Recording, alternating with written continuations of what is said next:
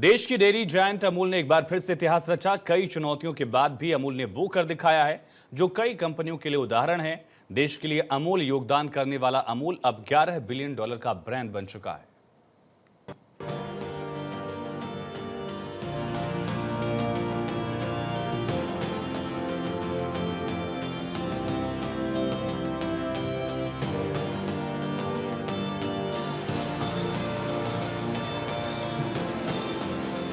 हिंदुस्तान वो देश है जहां आज भी घरों में दूध, घी, दही, मक्खन का इस्तेमाल बगैर किसी हिचक के होता है। और बात जब इन डेयरी प्रोडक्ट्स की आती है तो अमूल का जिक्र सबसे पहले आता है। 14 दिसंबर साल 1946 में एक सफर शुरू हुआ था जो आज बढ़ते बढ़ते दुनिया में अपने कारोबार का डंका बजा रहा है।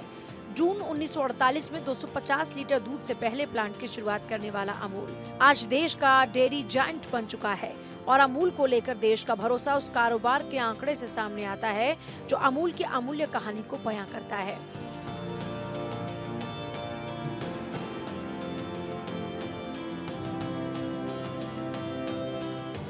अमूल $11 बिलियन की कंपनी बन चुका है।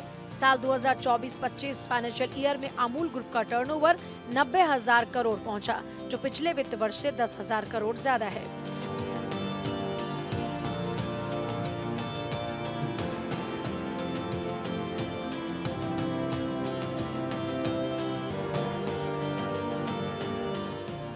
अमूल की कहानियां उसके विज्ञापन में दिखाई दी। किस तरह से गांव को जोड़ते हुए कंपनी ने दूध से बने सामानों को देश के कोने कोने तक पहुंचाया, जिसका नतीजा है कि आज देश का भरोसा है अमूल। यहां तक कि देश की पहचान बन चुका है अमूल।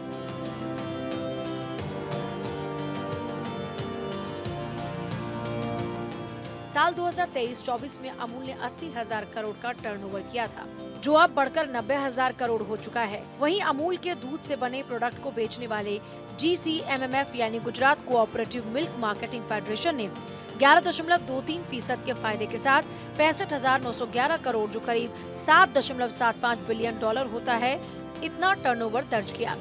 GCMMF के मैनेजिंग डायरेक्टर जयंत मेहता के मुताबिक साल 2023-24 में GCMMF ने 59,545 करोड़ का टर्नओवर हासिल किया था, जो साल 2022-23 से 8% ज्यादा था।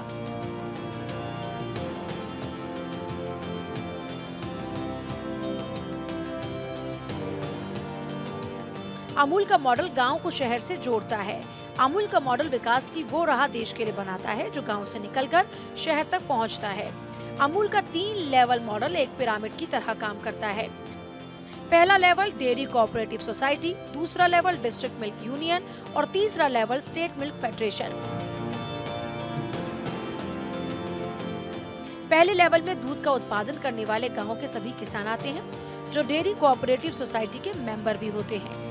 ये मेंबर रिप्रेजेंटेटिव्स को चुनते हैं जो मिल्क डिस्ट्रिक्ट मिल्क यूनियन को मैनेज करते हैं। दूसरा लेवल डिस्ट्रिक्ट मिल्क यूनियन, जो प्रोसेसिंग के बाद इन प्रोडक्ट्स को Gujarat cooperative milk marketing federation limited तक पहुंचाते हैं, किसी डिस्ट्रीब्यूटर की तरह। और तीसरा स्टेट मिल्क फेडरेशन, जो और राज्यों तक अमूल के प्रोडक्ट को पहुंचाते हैं। तमाम चुनौतियों के बावजूद अमूल ने हर वक्त कामयाबी की इबारत लिखी। 18 मेंबर वाले GCMMF ने हर पल अमूल की सेल ग्रोथ के लिए काम किया, जिसका नतीजा है मुश्किल दौर के बावजूद कंपनी ने फायदे का पहाड़ बनाया। मिल्क पाउडर के दामों में भारी गिरावट हुई। पिछले 5 साल में मिल्क पाउडर के दाम सबसे निचले स्तर पर रहे। इसके साथ ही बढ़ती महंगाई के चलते शहरी बाजारों में FMCG यानी फास्ट मूविंग कंज्यूमर गुड्स में भी पिछले साल में गिरावट आई। इन सब चुनौतियों के बाद भी Gujarat cooperative milk marketing federation ने इसके पीछे की वजह भी आपको बताते हैं।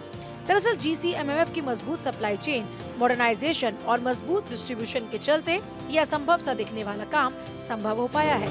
GCMMF के हौसले बुलंद है और इसी के चलते अब Gujarat cooperative milk marketing federation limited आने वाले साल में 80,000 करोड़ के सेल टर्नओवर का इरादा बनाए हुए है।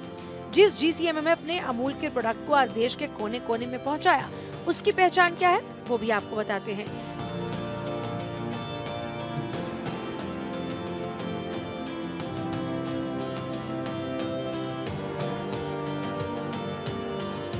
तो GCMMF दुनिया की सबसे बड़ी किसान स्वामित्व वाली डेयरी सहकारी संस्था है, जिसमें गुजरात के 18,600 गाँव के 36 लाख किसान मेंबर हैं। सहकारी समिति और गुजरात में इसके 18 मिल्क यूनियन के मेंबर हर दिन 320 लाख लीटर दूध खरीदते हैं, जो डेयरी प्रोडक्ट के 2200 करोड़ पैक देश भर में डिस्ट्रीब्यूट करते हैं, जिसमें दूध, घी, मक्खन, पनीर और आइसक्रीम समेत अन्य प्रोडक्ट शामिल हैं। दुनिया की 20 डेयरी कंपनी में GCMMF 8वें स्थान पर आता है। अमूल का नाम ही अपने आप में विश्वास का नाम है। जिस तरह से अमूल ने तरक्की के नित नए आवाम रचे हैं, वो हर कारोबार के लिए एक नजीर हैं। Bureau report, Bharat 24।